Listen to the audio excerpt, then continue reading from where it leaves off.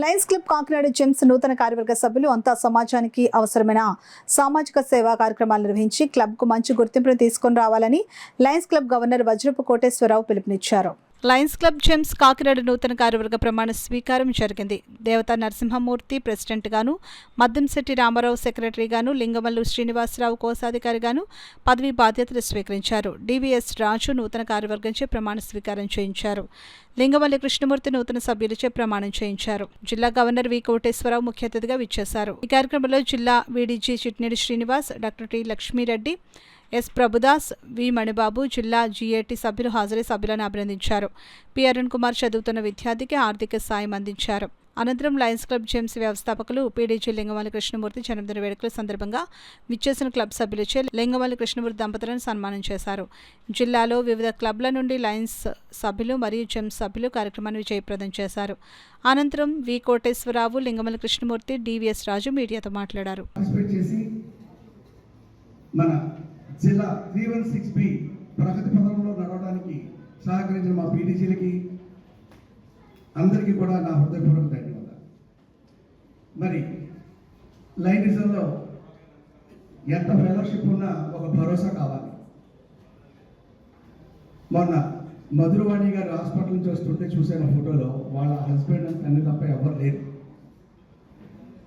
ఈసారి ఎవరికి ఏ విధమైన అపకారం వచ్చినా ఆ ఏరియాలో ఉన్న ఆర్సీ, జెడ్సీ, ఆ క్లబ్ పక్కన ప్రెసిడెంట్, పిఎస్టీలు అందరూ కూడా వెళ్ళి వాళ్ళ కార్యక్రమాల్లో మనందరం కూడా పార్టిసిపేట్ చేయాలి.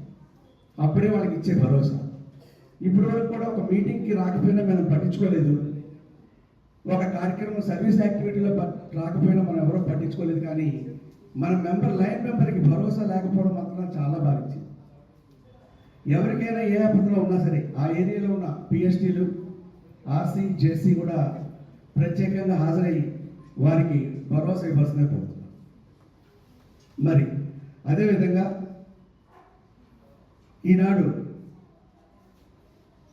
అక్టోబర్ 2కి మేము 1,00,000 మొక్కలతో ఒక కార్యక్రమం పెట్టాలనే ఉద్దేశంతో ఒక కార్యక్రమం రూపొందించాము.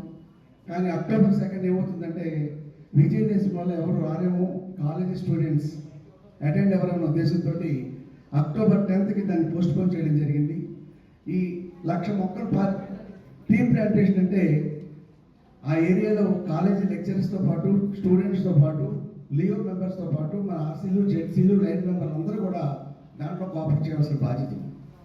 మరి ఆ రోజున స్కూల్స్ అన్నీ కూడా, కాలేజెస్ అన్నీ కూడా సెలవులు రావడం వల్ల అక్టోబర్ 8 వరకు సెలవులు చేయగలిగి అక్టోబర్ 10న ఈ ట్రీ ప్లాంటేషన్ కార్యక్రమం చేయడం జరుగుతుంది. 2 మాసాల్లో మనకి లైనిజం యొక్క కాన్సెప్ట్ ఏంటి అంటే, ఒక గవర్నర్గా తన అడ్మినిస్ట్రేషన్ చూసుకుంటూ న్యూ క్లబ్స్ స్టార్ట్ చేయడం, కొత్త మెంబర్లను చేర్పించడం, సర్వీస్ యాక్టివిటీస్ ఘనంగా చేయడం, తర్వాత అడ్మినిస్ట్రేషన్ చక్కగా సరిదిద్దుకోవడం, ఇవే ముఖ్యమైన కార్యక్రమాలు. అదేవిధంగా LCF contribution, international service activities చేయడం కోసం సహకరించడం. అయితే ఆ విషయంలో వజ్రపు కోటేశ్వరరావు గారు ఈ సంవత్సరం చాలా ముందున్నారు. చాలా సంతోషకరమైన విషయం. ఇంచుమించు 15 క్లబ్బులు పెట్టారు. ఇంత షార్ట్ పీరియడ్లో 15 క్లబ్బులు స్టార్ట్ చేయడం చాలా కష్టతరమైన విషయం. అదేవిధంగా మెంబర్షిప్ గ్రోత్ కూడా డిస్ట్రిక్ట్లో 255 మెంబర్షిప్ గ్రోత్ తీసుకురాగలిగారు. అదేవిధంగా సర్వీస్ యాక్టివిటీస్లో చెప్పాలంటే వెరీ రీసెంట్గా మన రాజా ట్యాంక్ ప్రిన్సెస్లో మన ఎంఎస్ఆర్బి మన లైన్ సభ్యులు అతని యొక్క సహకారంతో ఒక చక్కటి మినరల్ వాటర్ ప్లాంట్ పెట్టారు. చాలా చాలా ఆటోమేటిక్ మినరల్ వాటర్ ప్లాంట్. ఎన్ని లీటర్లు కావాలంటే అన్ని లీటర్లు కంటిన్యూస్గా వస్తూనే ఉంటుంది. అలాంటి ప్లాంట్ పెట్టారు. అదేవిధంగా మొన్న పెద్ద మెగా బ్లడ్ డొనేషన్ క్యాంప్ రాజమండ్రిలో మొన్న పెట్టారు. ఇలాంటి కార్యక్రమాలన్నీ చేసుకుంటూ ఈ రోజు మన దగ్గరికి ఇక్కడికి వచ్చినందుకు మేమందరం, మా క్లబ్ సభ్యులందరూ ప్రత్యేకమైన వారికి